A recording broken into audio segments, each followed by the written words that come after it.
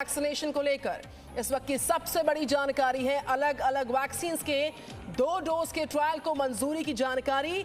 DCGI ने mixed vaccination के trial को मंजूरी दे दी है। सीएमसी वेल्लोर में 300 लोगों पर इसका ट्रायल होगा। अलग अलग वैक्सीन के 2 डोज देने वालों में बेहतर एंटीबॉडी बनी है।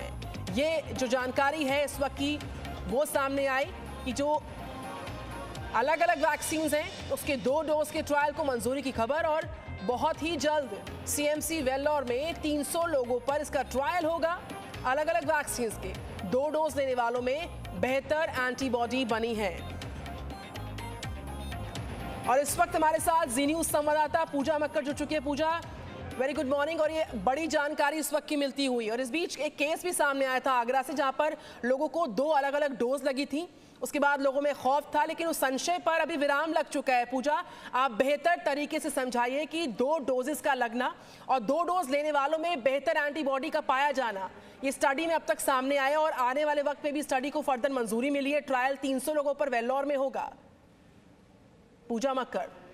बिल्कुल, देखिए निधि, सबसे पहले ये बता दें कि आईसीएमआर ने हाल ही में एक सर्वे किया जिसमें उत्तर प्रदेश के सिद्धार्थनगर डिस्ट्रिक्ट में एक मामला हुआ था मई के महीने में, जिसमें पहली डोज 20 लोग ऐसे थे जिनको पहली डोज कोविशील्ड लगी थी, जबकि दूसरी डोज जो थी वो कोवैक्सीन की लग गई थी। उसके बाद उन लोगों पर लगातार नजर रखी जा रही थी और ये देखा जा रहा था कि कहीं उनको इस बात से कोई प्रॉब्लम तो नहीं है। ये चीज गलती से हुई थी। लेकिन उन 20 लोगों की जब स्टडी की गई और उनकी तुलना ऐसे लोगों से की गई जिनको दोनों डोज एक ही वैक्सीन की लगी है, तो ये देखा गया कि जिन लोगों को गलती से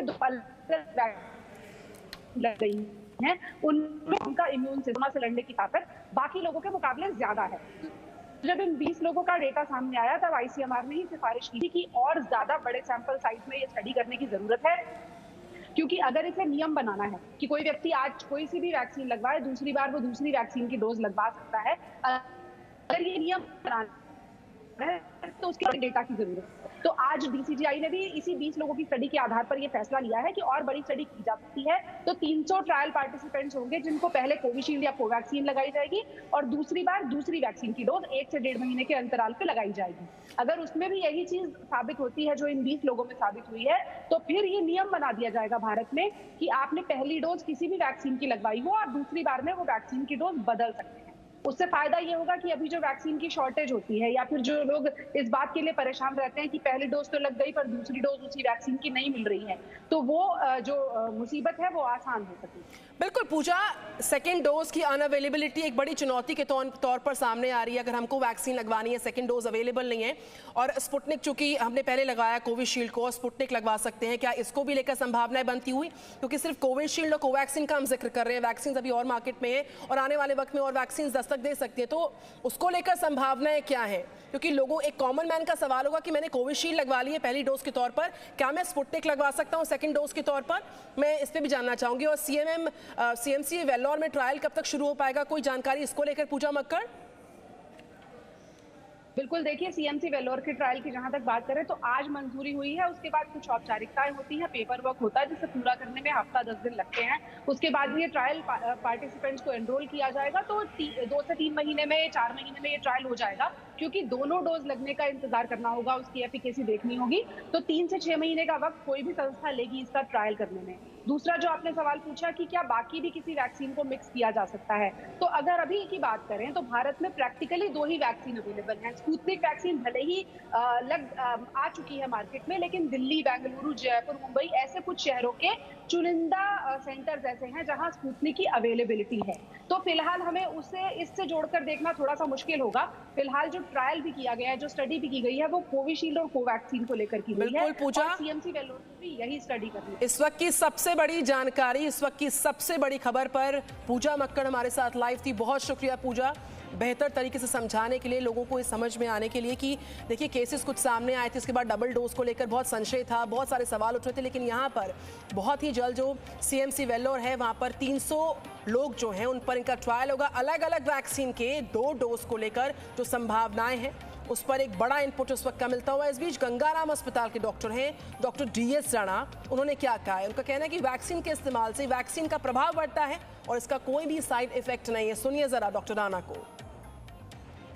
As far as side effects are concerned, I think the side effects of both vaccinations are known, and by mixing we are not going to get more side effects.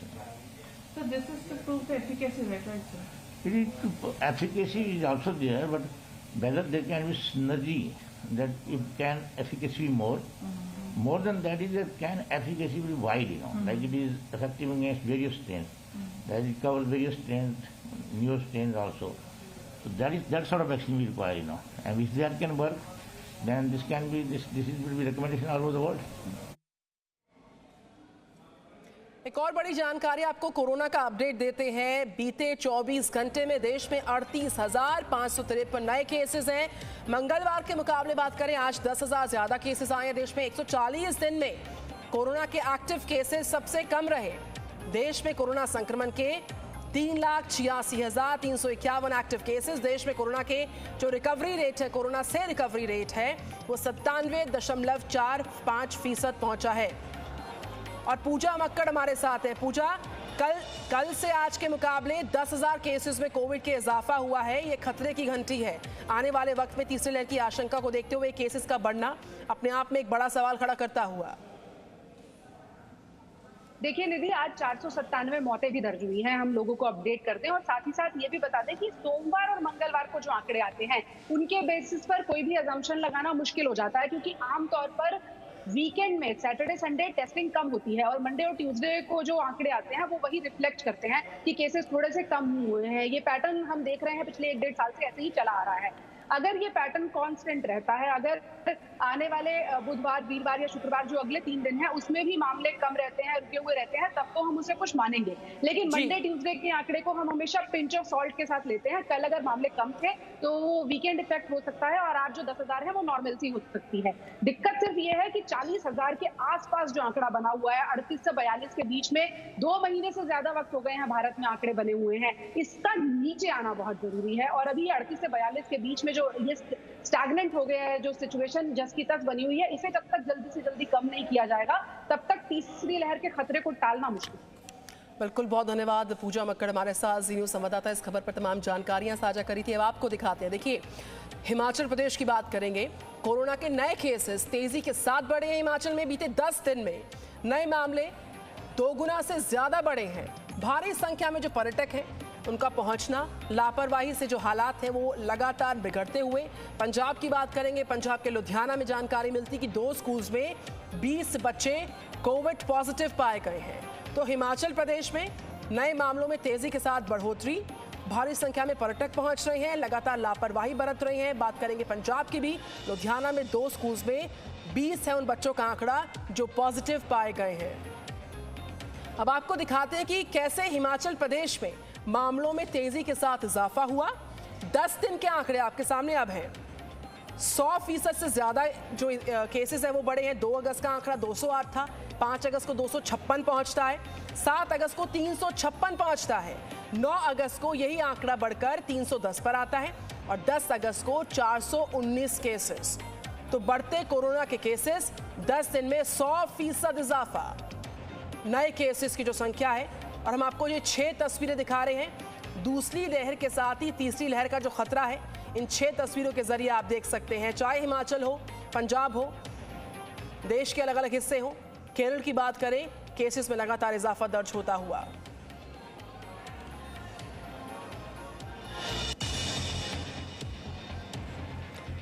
और इस खबर पर बात करेंगे। नवदीप हमारे साथ हैं मोंगा पंजाब से और संदीप सिंह हमारे साथ मनाली से रिपोर्ट कर रहे हैं।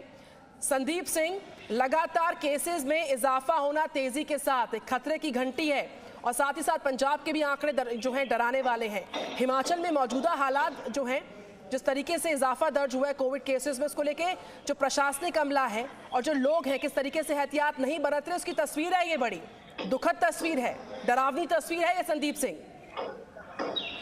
निधि, आपने ठीक कहा। जिस तरीके से हिमाचल प्रदेश में कोरोना के मामले जो हैं वो लगातार घटते जा रहे थे, लेकिन पिछले 2 हफ्तों की बात करें तो जबरदस्त तरीके से उछाल जो है वो कोरोना के मामलों में आया है। पिछले 24 घंटों की अगर बात कर लें तो 419 मामले कोरोना के जो हैं वो पूरे प्रदेश में आए हैं। एक्टिव केसेस की बात करें, पूरे प्रदेश में 12 जिला आते हैं जिनमें 2318 एक्टिव केसेस चल रहे हैं और दूसरी तरफ जो है इन्हीं कोरोना के बढ़ते मामलों को लेकर जो है वो पिछले कल हिमाचल सरकार की मंत्रिमंडल की बैठक की गई है, जिसमें अहम निर्णय लिए गए हैं। यानी अब जो है वो आज 2 तारीख से जो है 2 अगस्त से स्कूल्स खुले थे, जिनमें 10वीं 11वीं 12वीं की क्लासेस चल रही थी। 52 स्टूडेंट्स जो हैं वो हिमाचल प्रदेश में अलग अलग जिला में जो है कोविड पॉजिटिव आए हैं, जिसके बाद मंत्रिमंडल में बैठक में जो है इस तरीके से फैसला लिया गया कि स्कूल जो है अब 22 अगस्त तक जो है आज से बंद रहेंगे। और दूसरी तरफ अगर दूसरे राज्यों से हिमाचल प्रदेश में जो भी लोग जो हैं वो प्रवेश करेंगे, लेकिन अब उनको 13 अगस्त से जो है वो कुछ रिस्ट्रिक्शंस का पालन करना पड़ेगा। RT-PCR की जो है नेगेटिव रिपोर्ट 72 आवर्स तक की जो है वो नेगेटिव रिपोर्ट संदीप लेकर सिंह, प्रवेश कर कमोबेश सकते हैं। ऐसे ही हालात अगर हम बात करें पंजाब में भी देखिए स्कूल खुलता है और यहाँ पे 2 स्कूल्स के 20 स्टूडेंट्स पॉजिटिव पाए जाते हैं। खतरे की घंटी यहाँ पर भी है, स्कूल्स का खुलना फिर बंद होना, और जो अल्टरनेटिव ऑप्शन जो खोजा गया सरकार द्वारा वो भी कारगर साबित नहीं हो पा रहा। नवदीप, बिल्कुल देखिए, अगर बात कर ली जाए पंजाब की तो लगातार केसेस में इजाफा होता जा रहा है। अगर माहिरों की बात की जाए तो उन्होंने साफ तौर पे ये कह दिया था कि जब दूसरी लहर चल रही थी कोरोना की, तो तीसरी लहर जो है काफी खतरनाक सिद्ध हो सकती है बच्चों के लिए खासकर। तो अगर पूरे पंजाब की बात कर ले तो टोटल 27 जो बच्चे हैं सरकारी स्कूलों के वो पॉजिटिव आए हैं। मोगा की बात की जाए तो मोगा में भी कल 2 बच्चे जो है पॉजिटिव पाए गए थे और उसके जो पेरेंट्स हैं वो भी पॉजिटिव पाए गए थे। स्कूल जो है फिर से दोबारा से सैनिटाइज किए जा रहे हैं। यहाँ तक कि जो शिक्षा मंत्री है विजेंद्र सिंगला पंजाब के, उन्होंने साफ तौर पे कह दिया है कि जो हालात को देखकर जो है फिर से स्कूल बंद किए जा सकते हैं। तो कह सकते हैं कि लगातार अगर तीसरे फेज की बात कर ली जाए कोरोना की, काफी खतरनाक जो मामले हैं वो सामने आ सकते हैं। Navdeep Singh, presenting B News app available on Google Play and App Store. Download it now.